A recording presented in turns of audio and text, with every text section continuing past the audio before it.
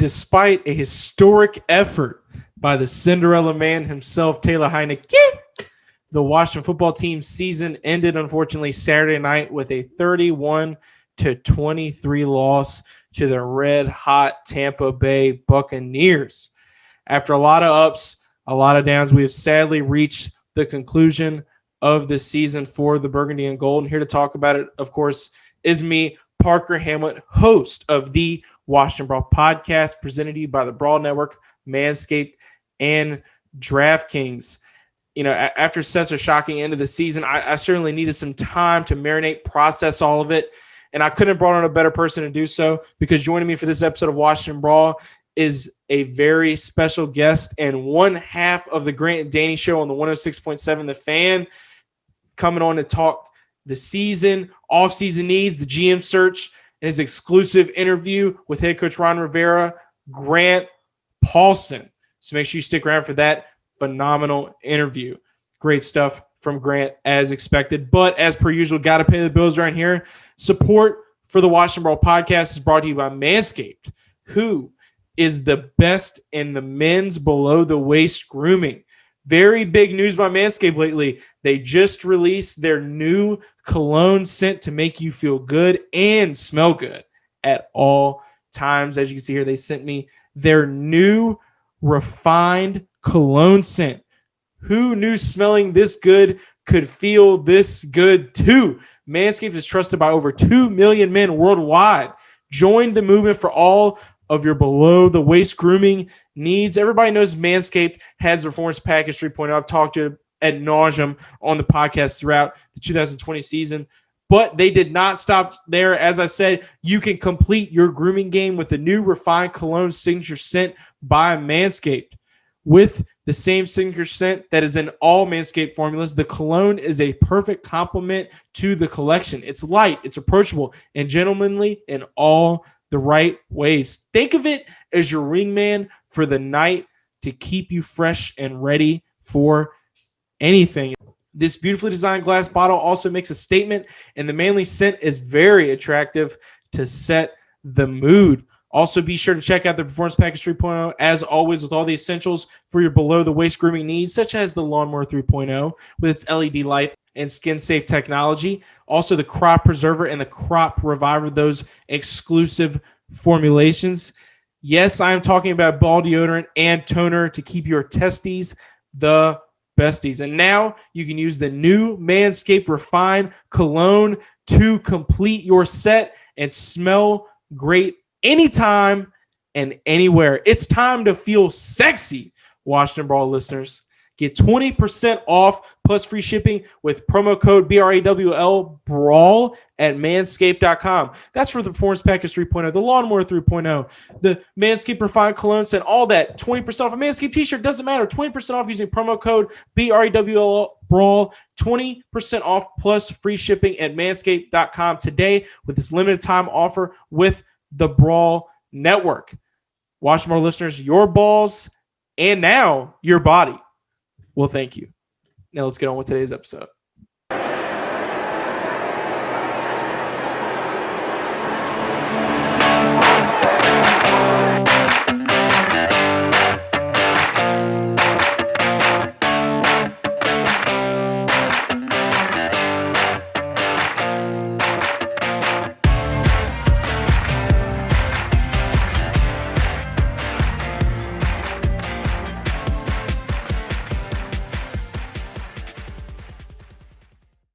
Despite an exciting performance by the Washington football team offense, Ron Rivera's inaugural season as the coach comes to a close with a crushing loss to the Tampa Bay Buccaneers and Tom Brady. 99 didn't get to Tom. Taylor Heinicke's in QB1 discussions. It was truly a wild card weekend, and we have plenty to discuss. I'm, of course, Parker Hamlet, and this is the Washington Brawl Podcast, presented to you by the Brawl Network, Manscaped, and, of course, DraftKings. Of course, with the conclusion of the season begins all the talk for the Washington football team's plans in 2021, whether it be your general managers, QBX. But we've had plenty of time to marinate in all that happened this weekend and all that we have accomplished in 2020. But joining me to do so is special guest and one half of the Grant and Danny Show on 106.7 The Fan, Grant Paulsen. Grant, thank you so much for joining the show, man. Yeah, my pleasure. Thank you. How you doing, Parker? Doing fantastic. A lot of people are kind of bitter after the loss, but I feel nothing but high hopes coming out of it.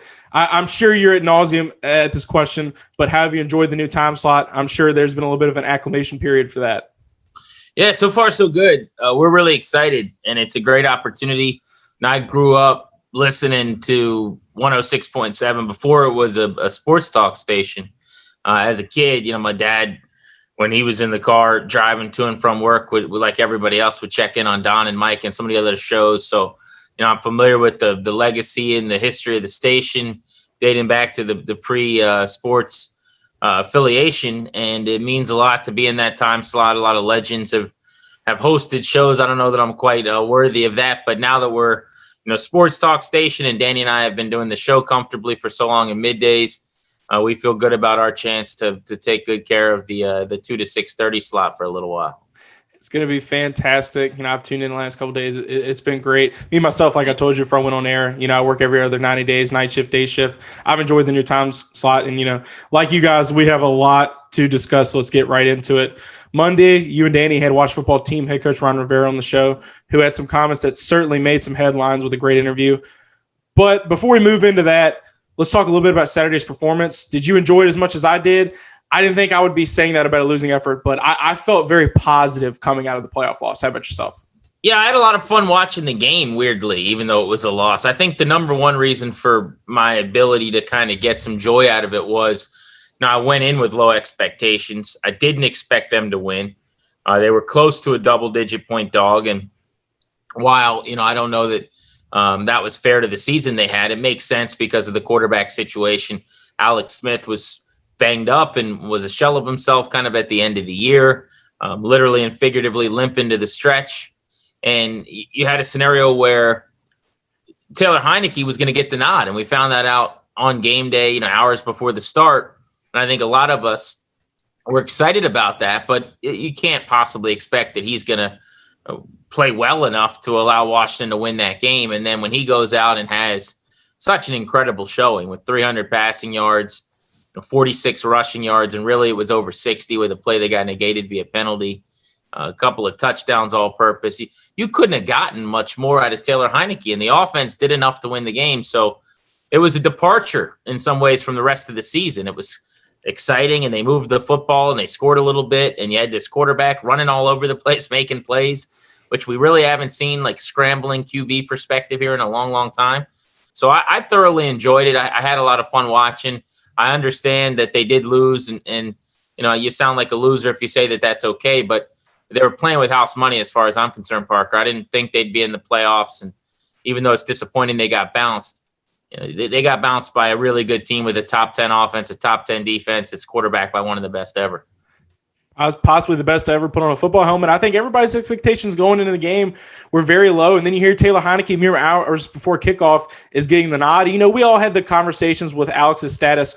Oh, well, Taylor could possibly give us a better chance at quarterback than Alex, but everything Alex had done leading up to that point, everybody rolled their eyes at that comment. And of course, like you said, this game was a complete outlier. Our offense looks the best it's looked all season. And then our defense absolutely lays an egg. I got together with friends and family. First time I'd done that since 2016 wildcard game against the Green Bay Packers. And, I didn't expect to have as much fun as I did, to be honest with you, especially with the circumstances going into the game. But Coach Rivera and this staff have been playing with house money all year. And no matter what division you're in, they have definitely exceeded expectations. But speaking of not meeting expectations was the Washington Football Team defense. They allowed 507 yards. Chase Young had some bulletin board material going into the week.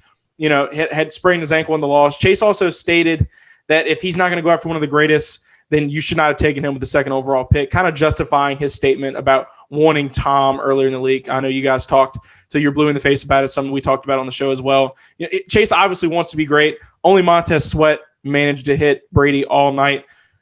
Do Chase Young's pregame comments about wanting Tom after the loss hurt a little bit worse, or did you just kind of roll your eyes when you see people critiquing that? Well, personally, I had no problem with his comments. I think they were great. I think had he have guaranteed a victory, I would have had issue with that. Had he have guaranteed like 3 sacks and then, done what he did and not played a particularly impactful game, then you can knock him. he said he wanted Tom Brady. He said he wanted the best. I thought before he even came out and clarified and said, look, I always want a quarterback. I'm a pass rusher. That's kind of how I viewed it. Why wouldn't a defensive end who gets paid to hit the quarterback want to go hit a quarterback, let alone one that you've been watching since you were a kid? I said this on the show. It's kind of funny. I'm pretty sure it was on Chase Young's first birthday, the day that Tom Brady got drafted or something like that. So, his entire life, he's been watching this dude as one of the greatest of all time. So I had no problem with the comments. I was disappointed that he didn't impact the game more because he'd just been so great all season. Now you've got this showcase and the playoffs and prime time. The whole country's watching, and you got another opportunity to show them what you're all about. And he really wasn't able to do that. Deron Payne was fantastic, had a couple of sacks and 3 quarterback hits in the game. Montez Sweat, who you mentioned, had a sack and another sack taken off the board via penalty. I thought he had a nice game. I would have liked to have seen more from Sweat, more from John Allen. But the Bucs offensive line is very good. Their pass protection group, including their tight ends, is very good. And Tom Brady makes their life easier, too. He gets the ball out succinctly and is smart and pre-snap, is very cerebral, knowing what he's doing when he gets the football. And he makes it hard to get to the quarterback. They were the second hardest team to sack all year long. So I get how it all happened and how it all adds up. I think people that are bothered by what Chase Young said got to find something else to do with their time, because it was not like he said anything disrespectful or that either disrespected Brady or the process or the game itself.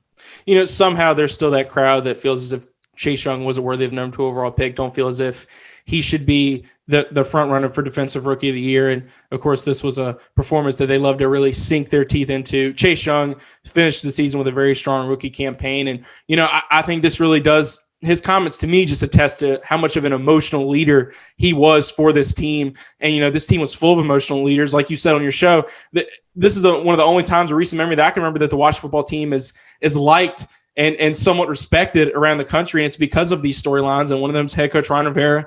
Often wears his heart on his sleeve. I was talking a little bit earlier about his interview on your show. And him wearing his heart on his sleeve, his bluntness, his honesty has always been something that we love about him.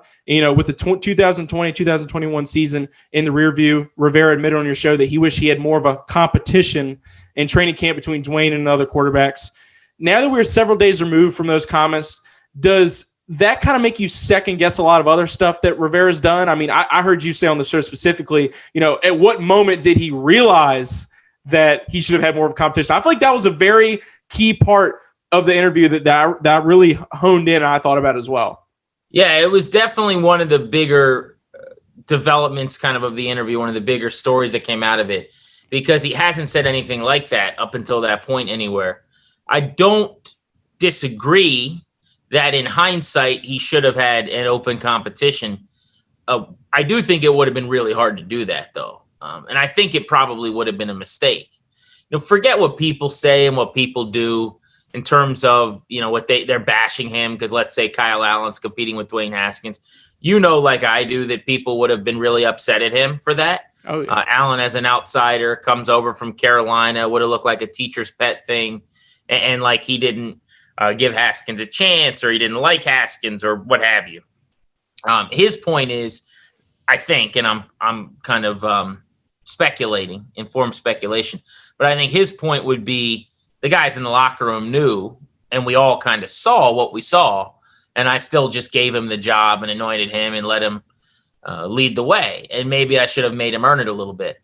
I personally think Dwayne Haskins needed reps. I don't think it didn't work out, right? He didn't prove that he could play, and he may or may not ever be able to prove that somewhere else. But I do think he needed the reps. He didn't get them a year ago. He started to look better as he was starting and practicing every day in the second half of the season into weeks 15. Remember, it was his best game of the year against the Eagles. And then week 16, had a good half of football against the Giants before he got hurt. Wasn't able to play in week 17 based on an injury going back to last year. But I think going into the offseason, it was good to kind of give him a vote of confidence. And as a new head coach, to let him know, you're going to be my guy. You're going to get the first team reps. It's your team. We're throwing you in the pool, sink or swim. So I don't think that was the wrong way to go about it. Now, knowing what we know now, which was that he didn't play well enough, that he wasn't mature enough off the field, that the whole thing kind of exploded in their face and cost them some football games and a lot of time. Yeah, you could go back and say you'd do it differently, but I don't fault Rivera for how he did it. There are some things this year, honestly, that could have been done differently or that I would have maybe done differently, but that wouldn't have been one of them. I think I would have given Haskins all the reps as well and named him the starter. In the previous regime, Haskins had not had that blessing. Haskins had not had that chance with Coach Gruden. And, I think everything needed to happen the way it did this season in order for things to end the way that they did for the Washington football team. You had to see what Dwayne had, whether he has all that confidence in Kyle Allen or not. Like you said, it wouldn't have been look good, even though, Rivera does favor those Carolina Lynx. Earlier in the season, people didn't kind of believe what Rivera was selling. He was very optimistic when things were bad. I do think a lot of people vote him an apology. I kind of ate my crow a couple weeks ago on about it. And, some of you referred on to your show is the quote unquote tough guys and some of their takes. What are some of the tough guy takes on this 2020 Watch Football team season that always caught your eye, and especially with the season in the rearview mirror now? I like that question. That's funny. Things that were frustrating throughout the course of the year. We could go back to Haskins for a second. You had a lot of people that were claiming when Rivera benched Haskins that, that he was going to Allen, that Haskins was their best quarterback. How dare you do this to him? When it became pretty clear by the end of the year, if you count Taylor Heinicke, he was their fourth best quarterback. That is upsetting and frustrating, and I get where the anger comes from, but it is what it is. He didn't play well, and Allen played better, and Smith played better, and Heineke played better. So that would be one thing. I guess, one thing I would say too is it's always kind of funny to me how we evaluate quarterback performances based on record. And I think there was, as of like 2 or 3 weeks ago, this internal decision within the fan base that Alex Smith had to be the guy next year because they were quote unquote 5-1 with him as the quarterback, or, when he played, they won. And when you go into those games, like the Bengals game, as an example, he didn't do anything that made them win. They just happened to win while he was quarterbacking. The Thanksgiving Day game against Dallas, similarly, he had a real bad interception, if you remember, that almost got returned for a touchdown in that game. Terry McLaurin saved his bacon. But same thing. It's like that's a win for Alex Smith on the ledger, but you could have started that game, or, one of your buddies, and they probably win that game anyway. So, I think that's kind of a tough guy bit, is like, as if the reason they won is he was playing. I think the story for Smith was amazing. I loved that he came back. I actually went back the other night and just reread all the stories from that game when he got hurt. And then also I went back and I rewatched the video of him talking with Jeremy Schaap at ESPN for the first interview he did, not even the documentary, but the first interview he did about his surgeries and things. And this was way back before he got cleared, just to kind of remind myself on how crazy the journey was. So that was a lot of fun. And then maybe one more I'll throw out there, I guess, as a last one would be, the idea that, like, anything about a tough guy opinion would be anything about how, like, they don't deserve to be in the playoffs because they're 7-9. That's just so foolish and silly. I understand the point is they're not particularly good. Okay, say that. The point is, like, they're not as good as the 10 and 11 win teams. Say what you mean. The notion that they shouldn't get to make the playoffs, like no one in the East should make it. This happens not every year that someone's 7-9, but every year that good teams are out and worse teams are in. Sometimes that's 8-8, sometimes that's 9-7. The Washington, 3 times in its history, recent enough history, has been a 10-6 win team and didn't get into the playoffs. And nobody tried to change the rules for them then. So those are some of the things I'd say that stand out. You look around the NFC East, it seems like a lot of these other franchises are finally dealing with all these injury woes that we have. And, we're the national laughing stock. Nobody makes those excuses for us. Nobody cries for us. The 2012 Baltimore Ravens 10-6 team made it all the way to the Super Bowl. I think Saturday night, the Washington football team under Ron Rivera showed that they showed that they belong here. As far as some of those tough guy takes goes, I actually saw a post on Reddit. It's been kind of going around a little bit. One of them is Rivera isn't a good head coach, only 3 winning seasons in 10 years. Chase Young isn't that much of an impact player. Haskins wasn't given a fair shake. And, your favorite, like you're just talking about, the NFC East sucks. The Washington football team wasn't a playoff team. I think all of these things are just that pessimist fan talking. You're not really being a realist. You're not really seeing the foundation that Ron Rivera and this coaching staff really were building and have built throughout this season. I don't think you could have asked for a better first year for head coach outside of maybe win a Super Bowl, a couple playoff games, especially with what he was handed. You talked about Shanahan, Gruden, their first years that they were given the keys of the kingdom and it didn't quite work out in their favor. And, you talk about giving grades to, Ron Rivera in his first year. I'd honestly give him a C+. I think he made the best. Like you said, he's playing with house money. I think the Washington football team exceeded most of, if not all, expectations in the 2020 season. On the other side of the tough takes are the tough guy fans or the rah-rah fans, the ones that take any shred of success and just cling to it like it's a life preserver, which is expected with this team as bad as they've been for the last 15, 20 years. The player that reminds me of this fan more than anyone else was the player who was the talk of the town wildcard weekend, and that, of course, is Taylor Heinicke. Taylor was the second highest rated quarterback on wildcard weekend in the last 5 seasons per PFF. Also, he had the highest rated performance by a Washington football quarterback in the last 13 or 14 years, I think, according to PFF, which that's a crazy statistic. Like you said, he had over 300 all-purpose yards, two total touchdowns. In my opinion, he ran this offense better than Dwayne Haskins, Kyle Allen, Alex Smith, all those, in only 5 quarters of football. And you don't have that silly prevent defense excuses like you did at the end of the Carolina game. He has plenty of question marks, 2 career starts, injured on both. As far as his future, though, that is concerned with the Washington football team, how do you feel like his outstanding performance Saturday night impacts his stock moving forward? Well, first of all, he's going to be in the league at the beginning of next season. I don't know how he wouldn't be. I don't know that he's going to be starting. I think that's an opportunity he'll have to earn. And by way of a competition, he'll have to leapfrog some guys on a depth chart, whether it's here or somewhere else. But you don't show what he did in a playoff setting.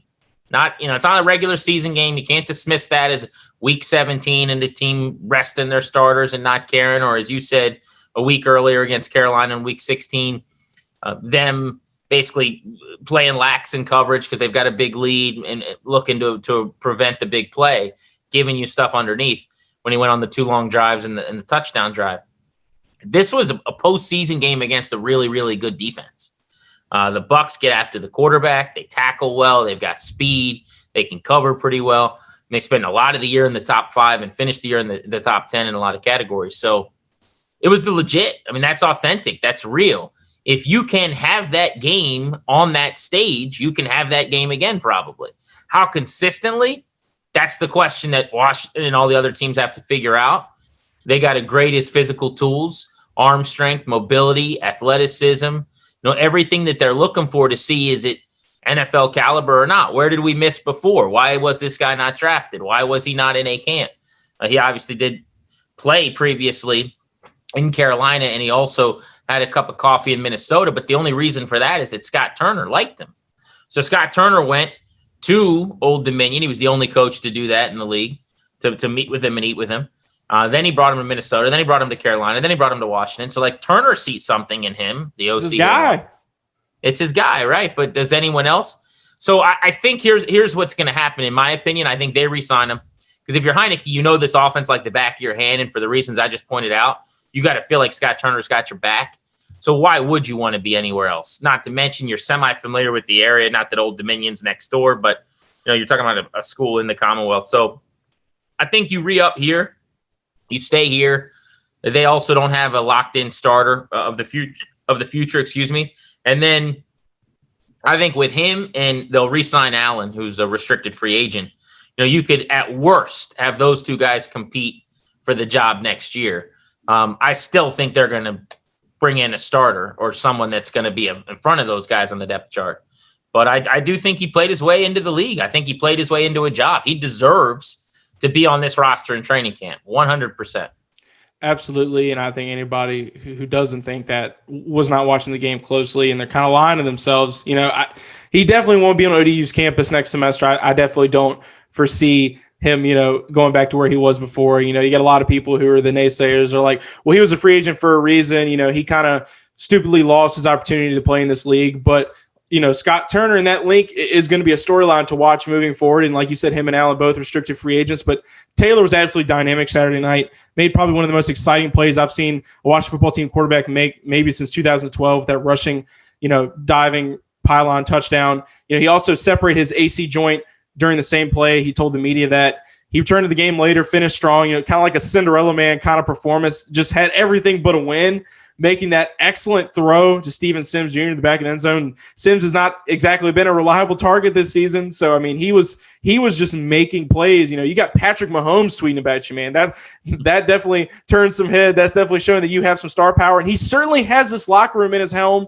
Rivera stated that he feels like the team would have finished better without Kyle Allen going down. But a lot of people, including Morgan Moses, Terry McLaurin, have nothing but high praise for Heineke. Who are us, the fans, some sports personalities that say that this guy can't be the starting quarterback when he is outperforming people who are projected to be franchise quarterbacks like Dwayne Haskins in the first round? Yeah, and that's the question, right? And we've talked to a lot of people on the show, and I've talked to people on the phone the last week or so just trying to get a feel. And what a lot of them come back to that are talent evaluators is like the physical tools haven't changed. And those are the things maybe they're wrong about, but where they look at him and say, I don't see the plus attributes that you're looking for. Like, he didn't go undrafted because he went to Old Dominion per se, right? He went they still evaluated all the skills and said, the grade for him is as a college free agent kind of deal. That didn't change the other night, but you have to update your file if you're an evaluator. And again, you saw what he's capable of.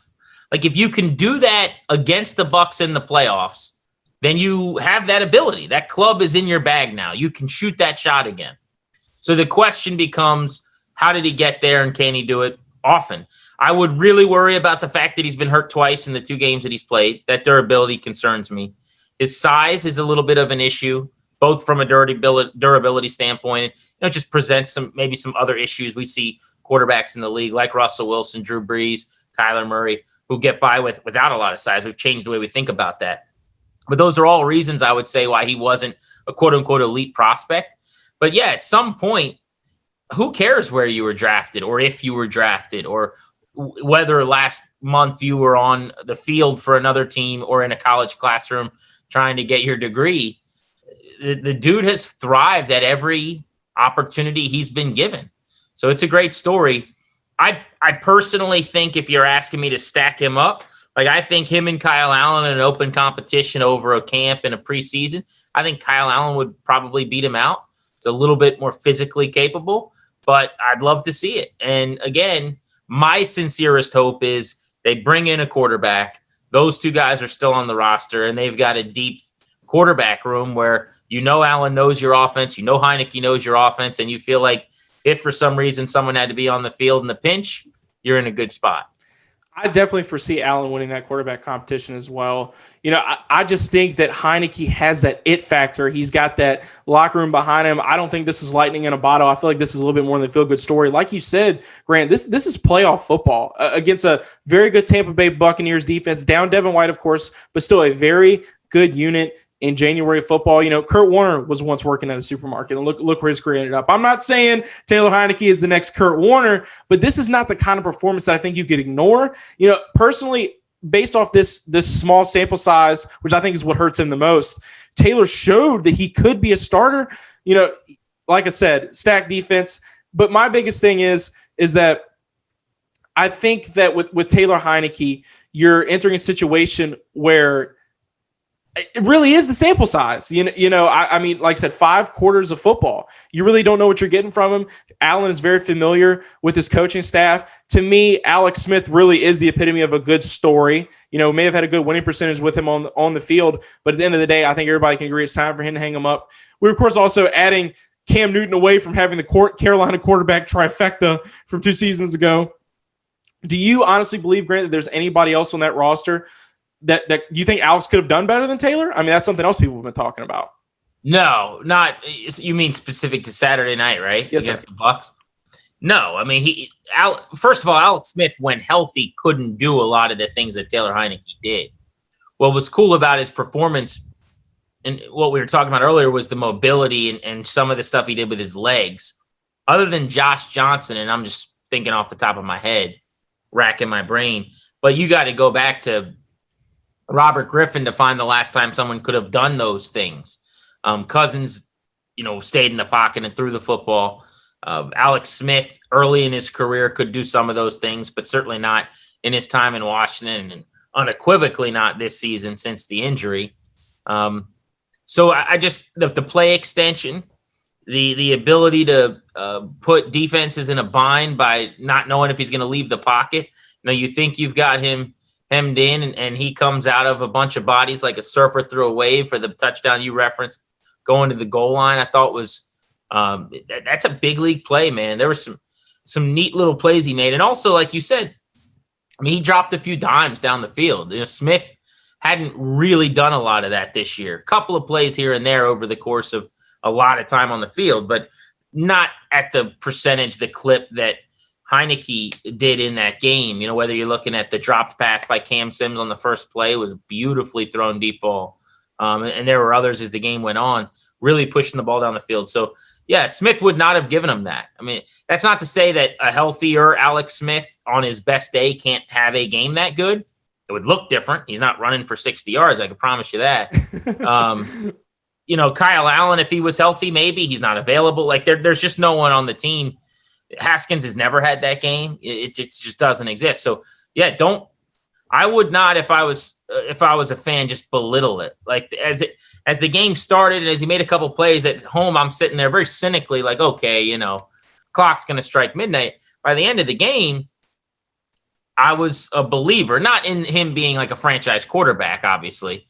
It's been 5 quarters, but in the idea of that, I mean, this dude put on a show and like he had completely won me over. And I think it really, we're talking about storybooks, talking about Cinderella, man.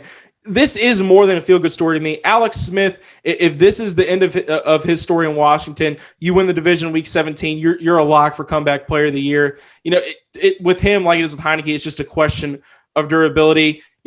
Rivera stated on your show, whoever is penciled in for quarterback, that third option that they're possibly adding at quarterback, that they will be competing. Grant, it may be a little bit too early to look into that crystal ball, but who is that possible quarterback that Washington could possibly add to the mix? So, I mean, it's impossible to know. I'll tell you what I would like them to do first.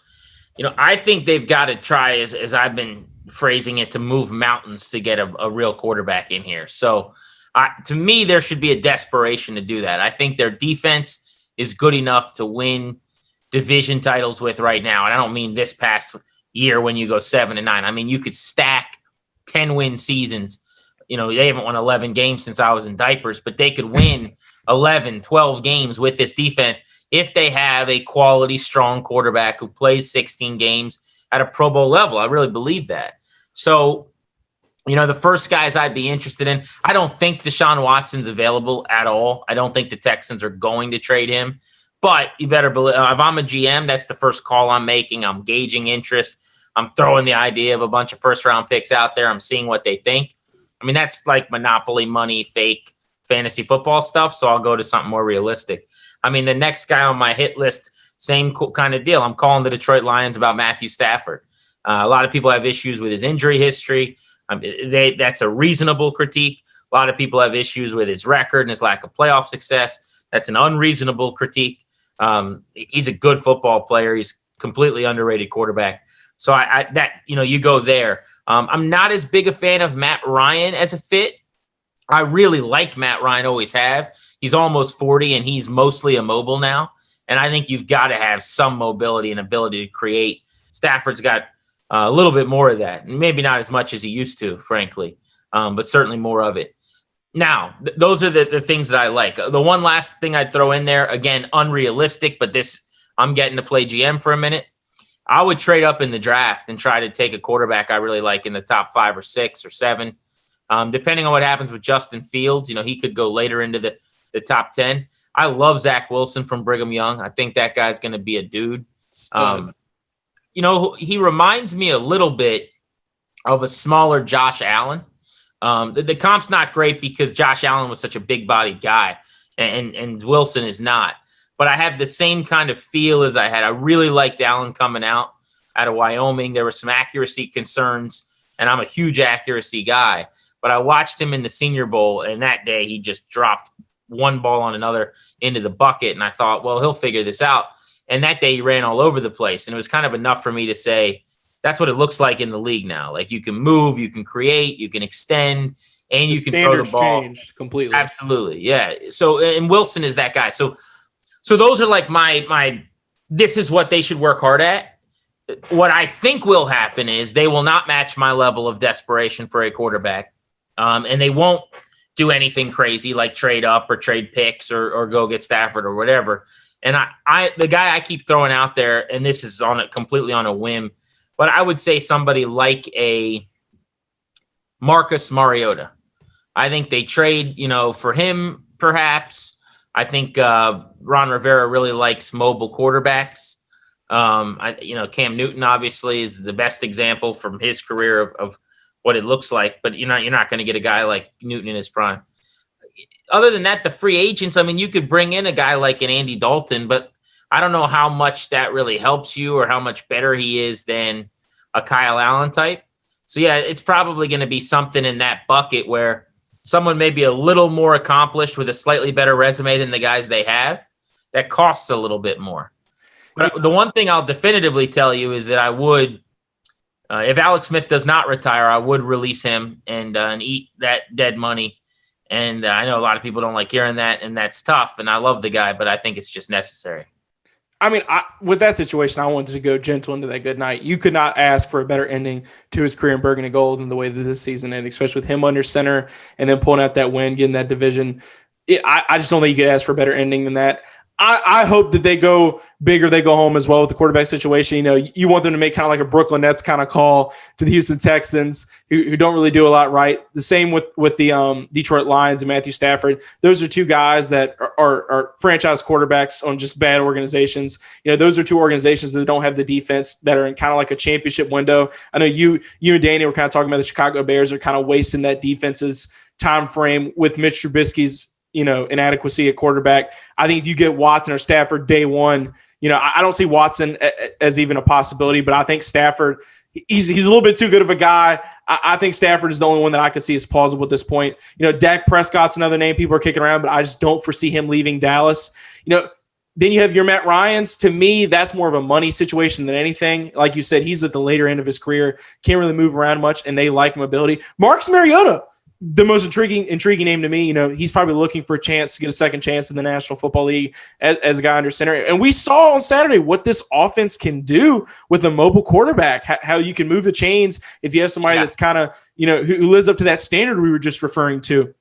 But it really just is a money game, and we got a lot of moving parts in that front office. How do you feel about Mac Jones in 19? That's something else that people are kind of kicking the can around on right now as well. So I would not like that pick. I don't dislike Jones. And I first I should say I haven't studied him that closely. Like I put in a lot of time to watch Zach Wilson so far this fall. And I did that early on when I thought Washington might be picking in the top 7 or 8. And I thought he was going to go at like 6 or 7. And it turns out he's probably going to go at 2 or 3, and they're going to go at 19 off the board. So Piper has him going to Atlanta too. That really turned my head. I was like, oh my God. Absolutely. And a lot of people now have Fields sliding a little bit, which I think is weird, but what have you. So to answer your question, though, I think if I'm looking at it right now, I would say that as far as the quarterback spot, I think if they were to bring in Mariota and he could move like you said, move the offense a little bit, move the sticks, he'd have to win a competition. I don't think you're giving up a ton to get him, but you're giving up enough that it would probably warrant that he's the leader in the clubhouse And that while he'd have to, quote unquote, still perform and win the job, it would be his job to lose, I would say. Oh, yeah. I mean, he's got enough. He's made enough plays in this league to where, he's well respected enough. He'd have a chance to come in and be viable enough to earn that QB1 position. And I'm sure those would be his expectations coming in. And who knows how everything's going to end up in Las Vegas. Derek Carr and Gruden's relationship's kind of rocky. Maybe they kind of reconciled and it got better after this year. But, I mean, who knows? Everything just is a big question mark right now. Everything really is speculation. But let's go back to Taylor Heinicke's performance. To me, the most frustrating thing about the game, if there was anything frustrating at all, was not how Taylor performed. It was how the rest of the team performed. Cam Sims had a huge drop early in the game that we were referring to. We, of course, are not lacking in youth. Rivera may ironically be the longest senior head coach in the NFC East, as you guys said, but we've got nearly 30 players on rookie deals from quarterback to wide receiver to tight end to running back. The entire combination on offense of those positions totals to only $10 million in total salary cap. Where do you feel as if this front office needs to spend the most money this offseason, Grant? Ooh, that's a good question. All right, first things first, I would say that they should invest heavily at the inside linebacker position. It doesn't mean it has to be the number one priority, but it's an area where they have to upgrade. I would say they should invest at wide receiver opposite Terry McLaurin. I like Cam Sims. I don't know that he's a wide receiver too. So that's something that I would do in free agency, not in the draft. Another thing that I would try, I'm separating quarterback, obviously, because we talked about that already. That would be my number one priority. Another thing I would try to address is the secondary. I think they could add a corner. Now, I will put a caveat next to the fact that if they re-sign Ronald Darby, I guess that it still means they're spending money at the position.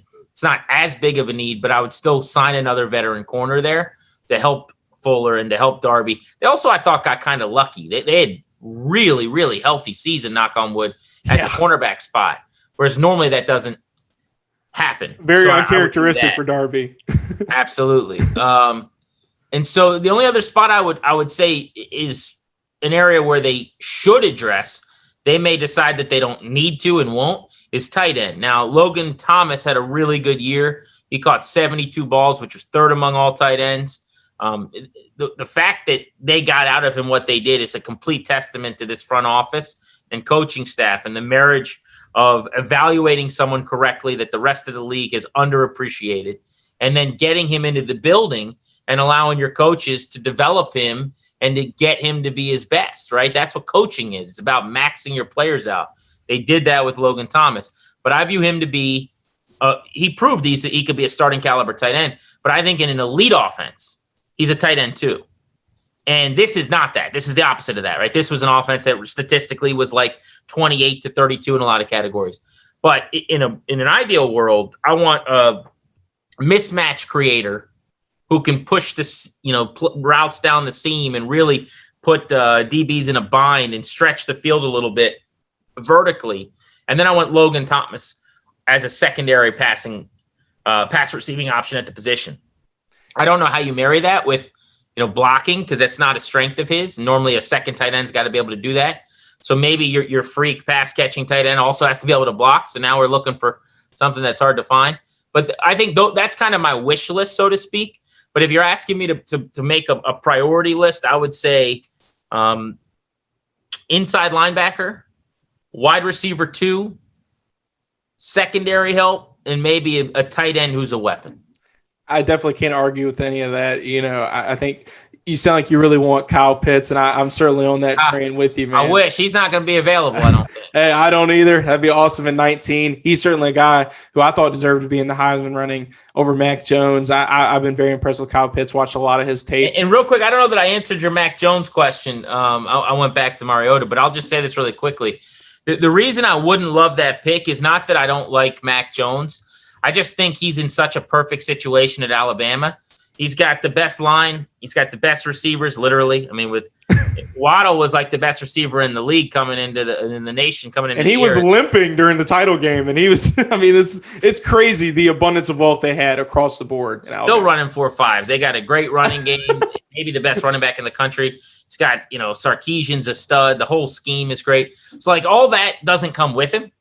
So I think when you just now let you throw him into this team where they need him to elevate people around him, and the opposite's been happening, I don't like that. So long story short, I'm not big on that pick. Now, let's just hypothetically say, and this won't be the case because he'll go in the first round, I think. But if they're picking in the middle of the second round and he's there, now all of a sudden I love that value. But at 19, I'd rather take a player that helps me. Like I could get my inside linebacker I really like there if I didn't spend on that guy. I could get the second best tight end in the nation there maybe. I could get a corner or a safety there that plays for me immediately. You could draft – if I like Wes Schweitzer as their left guard. They might want to go with a different starting left tackle next year. You could probably get your starting left tackle at 19. So those are some things I guess they could think about. I mean, hey, or we could bring Trent Williams back. That's another nice little story cooking, a nice little story developing for the Washington football team. Earlier we were talking about all the possible upgrades at each position. You said earlier in this episode that, they were kind of playing with house money, and this season's really epitomized that. Like you said, Logan Thomas finishes top 3 in receptions, great blocker. J.D. McKissick, who was a great receiving back for the team, he really embodied that next man up mentality with kind of the rotating door at running back. Rivera made most of this roster, made way more of this roster than most first-year coaches do, especially in recent memory for the Burgundy and Gold. But one thing that Tampa exploited to me, and something you've already spoke of, is the star power at linebacker. I think Cole Holcomb plays well. I think we've got some pieces at middle linebacker. John Bostic's very reliable. But we're just missing that guy in the middle of this defense. Rivera said a couple weeks ago that, he kind of wants that Luke Kuechly in the middle of the field, that field general, and I don't think that we have that yet.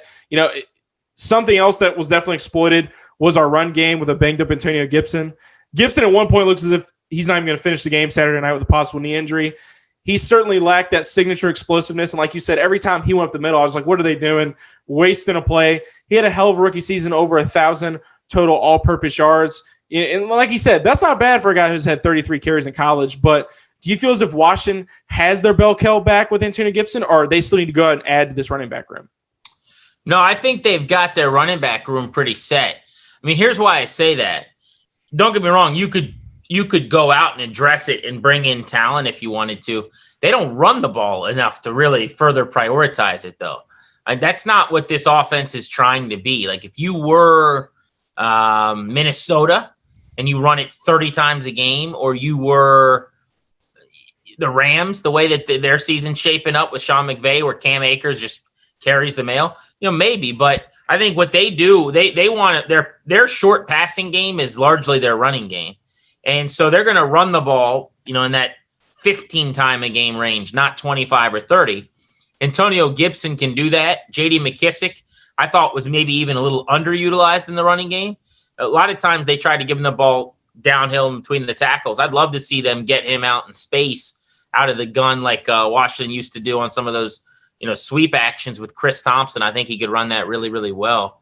And whether Peyton Barber or someone else is in his role, he gets a little bit of a raw deal with fans and media, I think, because he's a really decent little battering ram in short yardage. Agreed. But I think that's a fine running back room.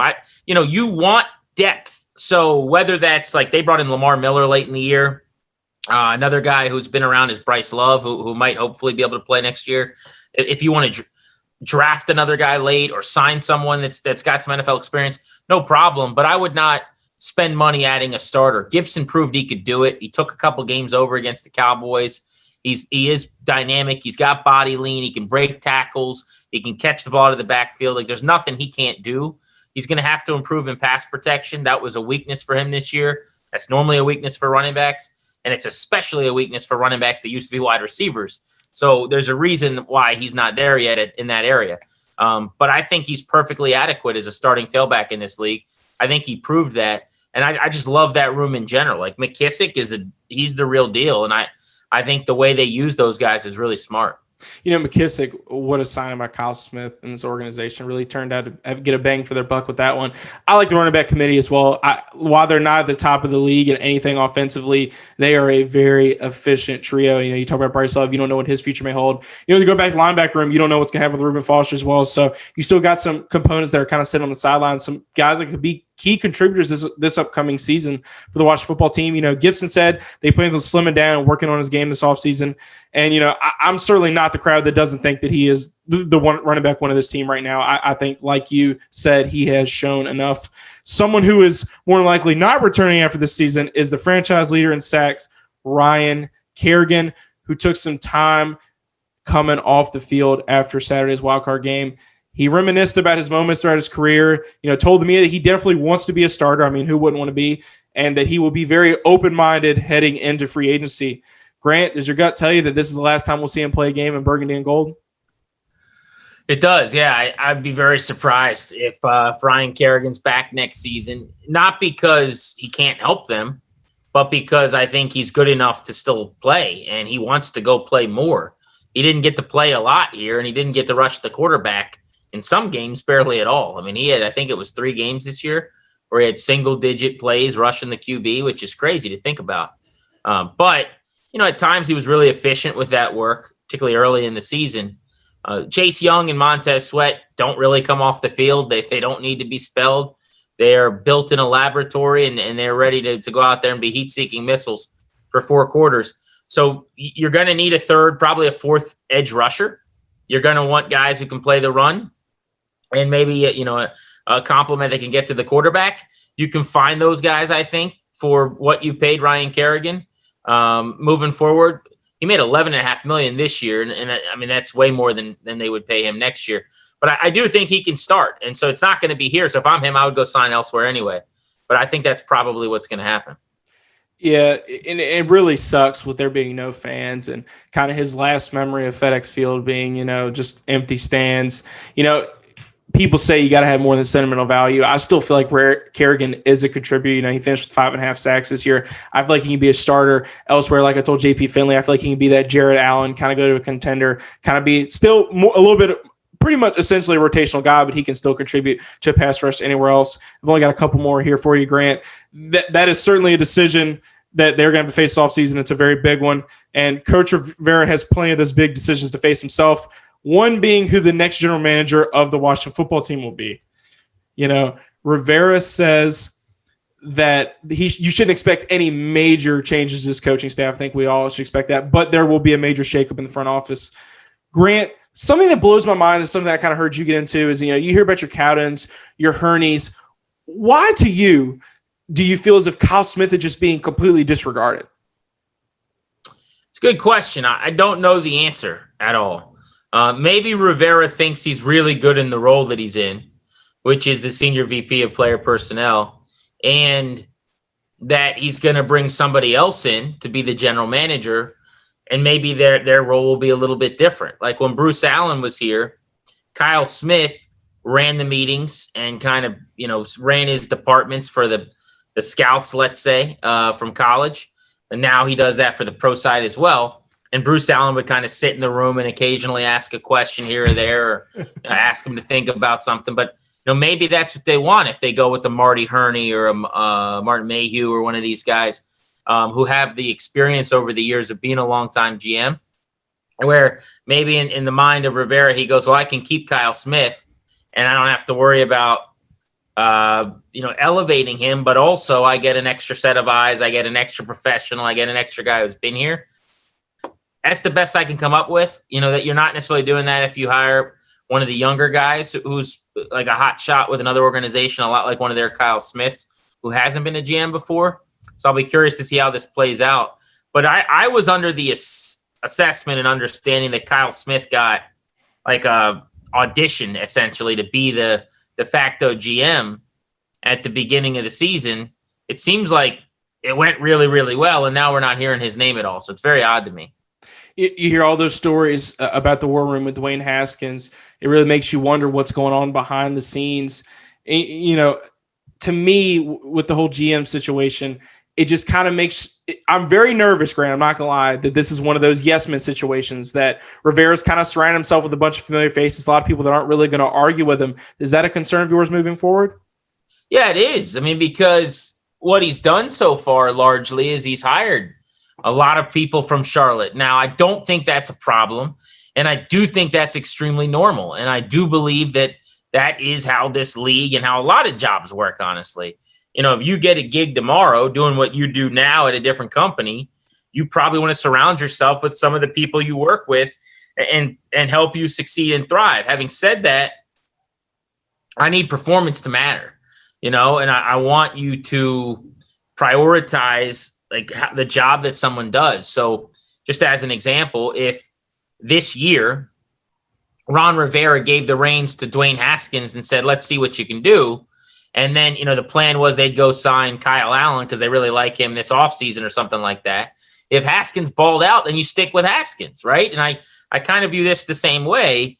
I feel like you kept Kyle Smith. He retains his job or even got elevated in some capacity.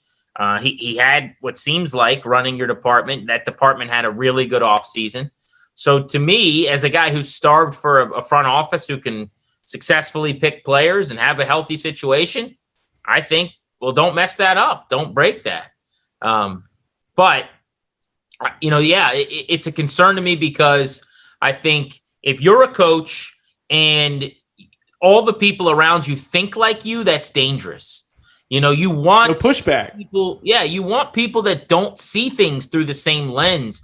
And Rivera's smart. He knows that. So hopefully, whether it's someone he's worked with or not, maybe it's someone he's worked with, but he knows that they view things a little differently or that they have a strength that's his weakness or something like that. But I'm always nervous of scenarios where you want it to be an easy, comfortable situation where every time you have a meeting, it goes smoothly and everyone's happy and not arguing. And I don't think that's the healthiest way to field a winning football team. We're trying to steer away from that, and Ashburn is the theme I thought we were trying to convey for the 2020 season. I definitely don't want to see us fall back into that and resting on our laurels and being content with a 1-7-9 season just because we're the Washington football team. And to kind of extend off that question, Grant, I know that coaching and front office roles are completely different, but we are the franchise, the organization that is known for letting those young, sexy hires walk out of the building. We let Sean McVay leave the building. We let Kevin O'Connell leave the building. We let Matt LaFleur leave the building. Do you feel as if Kyle Smith leaving this building, Kyle Smith has a pretty good rapport with the rest of the National Football League. Do you feel like him leaving the building is going to kind of follow that trend that we're kind of, or that pattern that we've developed the last couple seasons? I mean, it's possible. I don't think like it. Let's say they bring in a GM. There's a good chance he would stay here. I mean, he's under contract, so I don't know how he wouldn't, stay unless he got another job. And I don't think he's getting a GM job anywhere else, like next year, this year, whatever. So it might take a little while, where he goes somewhere else, he runs a scouting room or he runs a personnel or what have you, and then he climbs back up and he's the GM. And it could go the way of the McVay, the LaFleur, you fill in the blank, like successful Kyle Shanahan departure type deal. But it would take a little while, I think, because while he has been really good here and very successful, the guys that get GM jobs come from winning organizations. Like you look at the people that are interviewing or getting plucked right now to other teams, they're not coming from Cincinnati and Washington and Detroit. Like that's not what this is. It's Buffalo, it's Minnesota. It's teams that are like constantly in the mix, I'm trying to think of the other teams the last couple of days, but it's like Green Bay or Indianapolis, like winners. Those types of what's that? Winners, plain and simple. Winning teams everything. that make the playoffs every year. And Washington, they went 7-9 and did this year, but they hadn't made the playoffs since 15. So it's not that like around the league people don't know Kyle Smith's good. I think they do. He's been in the league forever. He started in Washington in 2010. That's a pretty small, tight-knit fraternity. His dad was a GM. He's got a lot of connections, I'm sure. But they don't win, or haven't anyway. So that's how you get jobs. That's how coordinators get jobs. That's how DCs, get on the radar. That hasn't really probably worked for him yet. No matter who they decide to go with the general manager, Rivera stated that quarterback is the most important thing they have to get done moving forward. And, like we discussed earlier, I think everybody else would agree on that. Rivera also said on your show that he would not show his hand until he had his official meeting with owner Dan Snyder to discuss all this stuff moving forward. So it's really just a waiting game until then. We got a long time until September of 2021 for the first game of the season. Grant, you were amazing as expected. Before I let you go, on your show, you talk a lot of NFL football in general. I heard you talk in the playoffs earlier today. I personally have the Chiefs returning to represent the AFC against another team out of the NFC West, the Los Angeles Rams. Who is your Super Bowl pick heading into the divisional round? Oof, that is tough. All right, I'm going to say, I will take the Chiefs. I feel like that's too chalky and easy, so I feel like it's a cop-out, but I think they're the best team. I'm not going to pick against them unless you make me. In the NFC, I'm debating between Green Bay and New Orleans. I like both of those teams a lot. New Orleans' offense, it's a weird thing to say, worries me a little bit. I don't know that they have the firepower, the big play potential that you need to have, to have the chunk yardage to scare people.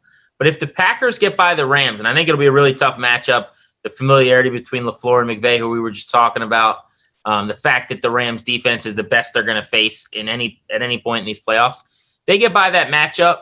I think they beat the winner of that New Orleans Tampa Bay game next week. So I'll say Packers, Chiefs. Oh man, that's what America wants. The All-State Bowl. You got Aaron Rodgers taking on Patrick Mahomes. That's a sexy pick. I can't fault you for that. That would certainly be a great Super Bowl. You have last year's should have been a candidate for last year's MVP taking on what it looked like is going to be the 2020 MVP, Aaron Rodgers. So I'm sure that'd be a great game for both parties involved. Like how you talked about that Rams-Packers matchup with that defense. I just, like you guys talk about, I don't like Goff's record in cold games whatsoever. It looked very bad against the Rams. So against the Chicago Bears not too long ago. So it's going to be interesting to see how all that plays out. But Grant, thank you so much for your time. Thank you for joining the show. Tell the Watch Brawl listeners where they can listen to you. Absolutely, yeah. So you can listen every day on 106.7 The Fan. Myself and Danny Rouillet do our show from 2 to 6:30, and you can hit me up and follow me on Twitter at Grant H. Paulsen. Awesome. Grant, thank you so much for your time, man. Take it easy. You got it, Parker. Take care, buddy. Keep up the good work. Football is here, and so is your shot at millions. Thanks to our partnership with DraftKings, all new players can play free for millions with your first deposit. Here's how it works. 1. Create your DraftKings DFS account and make a deposit. 2. DraftKings will credit your account with free entry to these contests. 3. Draft your lineup and go for the millions in top prizes. Just go to dkng.co/brawlpod to play. That's dkng.co/brawlpod. Act quickly. This offer won't be around forever. Minimum $5 deposit. Eligibility restrictions apply. See DraftKings.com for details. Absolutely fantastic stuff there from Grant Paulsen for 106.7 The Fan. It was a true pleasure having him on. Make sure you guys tune into them from 2:30 p.m. to 7 p.m. on weekdays. Him and Danny Rouillet are killing it in their new time slot like we were discussing. You can also find them wherever podcasts can be found, Grant and Danny show. Make sure you check out that interview with head coach Ron Rivera. Great stuff by them as always. But that is all the time we have today for the Washington Brawl Podcast. It is past wildcard weekend, Washington Brawl listeners, but you can still seize the moment with our partnership with DraftKings. You can play the 1 million top prize challenge at DraftKings.com/brawl. Millie, there will be 3 opportunities for new players to have their shot at a $1 million top prize for each round of the playoffs. That's past the wild card. That's to the division. That's to the conference. And new players who make their first time deposit will receive a ticket for a free entry into one of these millionaire contests. You can also double your money at DraftKings.com/brawl. Double. That is DraftKings.com/brawl double. Bet must be placed prior to kickoff in the division round. You can double your money as well if there is a touchdown this weekend. New users will have a $50 max bet, first game only. Also, bet $1 to win $100 at DraftKings.com/14100. New bettors can win $1 to win $100 if their team wins this weekend. This promotion will run for the wildcard, divisional, and conference playoff rounds. Also, take advantage. 1,000 deposit bonus, DraftKings.com/brawl 1K. For all the details on all these limited time offers, head over to www.brawlnetwork.com or DraftKings.com and take advantage of our partnership with DraftKings today. Also, while you're on the BrawlNetwork.com, you can read our latest articles and buy some merchandise to support your boy. Also, make sure you subscribe, leave a rating or review wherever you're listening, and download this and other episodes of Washington Brawl Podcast wherever podcasts can be found. Make sure you subscribe to our official YouTube channel where you can watch this and other episodes of Washington Brawl, as well as check out our Twitch stream, our Washington Brawl Madden 21 Game of the Week series on the PlayStation 5. Just because it's the offseason does not mean we are done, Washington Brawl listeners. We're coming to you guys again next week with a very special guest who does some very good work for our football team. Until then, though, enjoy your week. And this has been the Washington Brawl Podcast, presented to you by the Brawl Network. Peace.